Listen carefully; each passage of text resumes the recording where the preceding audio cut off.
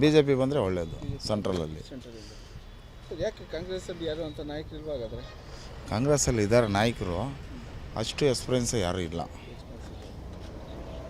ಈಗ ಈ ಕ್ಷೇತ್ರಕ್ಕೆ ಬಂದರೆ ಈ ಕ್ಷೇತ್ರದಲ್ಲಿ ಡಾಕ್ಟರ್ ಮಂಜುನಾಥ್ನ JDS BJP ಮೈತ್ರಿಯಿಂದ ಡಾಕ್ಟರ್ ಮಂಜುನಾಥ್ನ ಕಣಕ್ಕಿಳಿಸ್ತಾರೆ. ಅವ್ರು ಬಂದರೆ ಒಳ್ಳೆಯದು. ಕೆ ಸುರೇಶ್ ಒಂದು ಕಡೆ ಇದ್ದಾರೆ. ಈಗ ಯಾರು ಬಂದರೆ ಒಳ್ಳೆಯದು? ಇವರು ಮಂಜುನಾಥ್ ಅವ್ರು ಬಂದರೆ ಡಾಕ್ಟ್ರು ಬರಲಿ, ಒಂದ್ಸತಿ ಹೊಸಬ್ರು ಒಂದು ಚಾನ್ಸ್ ಕೊಡೋಣ ಅಂತ. ಒಂದು ಚಾನ್ಸ್ ಬರಲಿ, ಒಳ್ಳೆಯವರು. ಹಾಗಾದರೆ ಅವರಿಂದ ಎಷ್ಟೋ ಜೀವನ ಇದ್ದಾರೆ. ಮಂಜುನಾಥ್ ಬಂದರೆ ಒಳ್ಳೆಯದು. ಏನು ನಿರೀಕ್ಷೆ ಮಾಡ್ತೀರಾ ಮಂಜುನಾಥ್ ಅವರಿಂದ? ನಮ್ಗೆ ಒಳ್ಳೆ ಮನುಷ್ಯ, ಒಳ್ಳೆ ವ್ಯಕ್ತಿ, ಡಾಕ್ಟ್ರು. ಬಡವರಿಗೆ ಒಂದು ಸ್ವಲ್ಪ ಅನುಕೂಲ ಆಗ್ತೈತೆ, ಅನುಕೂಲ ಮಾಡ್ತಾರೆ ಅವರು. ಡಾಕ್ಟರ್ ಮಂಜುನಾಥ್ ಅವ್ರನ್ನ ನಿಲ್ಲಿಸ್ತಾ ಇದ್ದಾರೆ JDS BJP. ಹೌದು ಯಾರು ಬಂದರೂ ಉತ್ತಮ ಅನ್ಸುತ್ತೆ ಸರ್. ಇವರು ಇಷ್ಟು ದಿನ ನಡ್ಕೊಂಡಿದೆ ಯಾರು DK ಸುರೇಶ್ ಅವ್ರದ್ದು.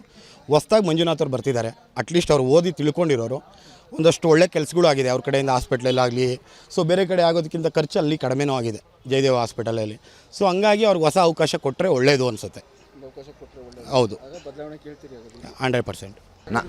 ಈ ಕ್ಷೇತ್ರಕ್ಕೆ ಬಂದರೆ ಇಲ್ಲಿ ಈಗ ನೆಕ್ಸ್ಟು JDS BJP ಮೈತ್ರಿ ಮಾಡಿಕೊಂಡು ಡಾಕ್ಟರ್ ಮಂಜುನಾಥ್ನ ಕಣಕ್ಕಿಳಿಸ್ತಾರೆ. ಒಳ್ಳೆನು. ಈಗ DK ಸುರೇಶ್ ಒಂದು ಕಡೆ ಇದ್ದಾರೆ. ಯಾರು ಬರಬೇಕು ಅಂತ ಬಯಸ್ತೀರಿ? ಒಳ್ಳೆ ಮನುಷ್ಯ, ಒಳ್ಳೆ ವ್ಯಕ್ತಿ ಯಾರು ಇರ್ತಾನೋ ಅವನೇ ಓಕೆ. ಈಗ ಸುರೇಶನ್ ನೋಡಿದ್ದೀವಿ, ಪಾಪ ಇಷ್ಟು ವರ್ಷ ಮಾಡಿದ್ದಾನೆ, ಒಳ್ಳೆ ಕೆಲಸ ಮಾಡಿದ್ದಾನೆ. ಇವ್ರನ್ನೂ ಏನು ಮಾಡ್ತಾರೆ ಅಂತ ಇವ್ರನ್ನೂ ಒಂದ್ಸರಿ ಸತ್ಪರೀಕ್ಷೆ ಮಾಡೋಣ. ಬರೀ ಅವನೇ ಒಬ್ಬ ಈಗ ದುಡಿಯೋನ್ ಕೈ ಕೀ ಇರಬೇಕು. ಯಾರೋ ದುಡ್ದ ಕೀ ತಗೊಂಡು ಆಟ ಆಡೋನ್ನ ನಾವು ನಂಬಲ್ಲ.